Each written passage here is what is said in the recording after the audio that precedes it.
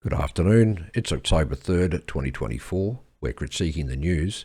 The article on your screen is from the Cairns Post and it's titled New Flood Watch Here. It's primarily about some upgrades to flood monitoring equipment. This is what it looks like, a cabinet full of electronics positioned along the Barron River. But I particularly wanted to speak on this paragraph down the bottom here, and I quote, JCU Professor Jonathan Knott, who has a special interest in the Barron River Delta, said last week climate change was increasing the frequency and severity of disaster events in a push to factor in global warming when building weather prediction models.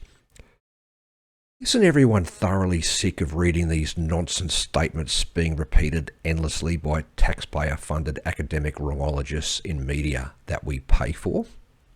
You'd expect the Gramscian left's subversives at their ABC to parrot this rot as if they were trained by Joseph Goebbels, but why does the media that we pay to read repeat it without fact-checking it? We've been hearing these dire prognostications of global warming increasing the frequency and severity of disaster events since 1982, but our shared lived reality says it just ain't happening. The Cairns Post can check this through its own back issues to confirm this fact.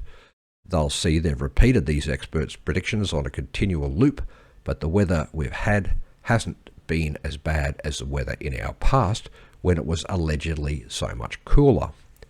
I say allegedly because the activists embedded in the Bureau of Meteorology have been using taxpayers' money to change historical weather records to make the past seem cooler than it was in a process they call homogenisation, where they basically guess that the weather experts of the past were incompetent buffoons.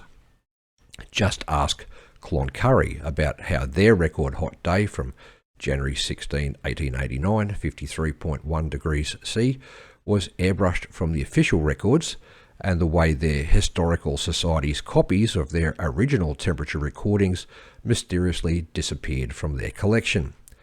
Catastrophic global warming from climate change caused by man-made CO2 emissions is fake news, deliberately designed by some really unpleasant people to take vast amounts of money from the public of the world while stripping our human rights away with the ultimate objective of establishing a global corporate-run socialist technocratic government and returning humanity to perpetual slavery. Is that what the Cairns Post's staff want for themselves and their children?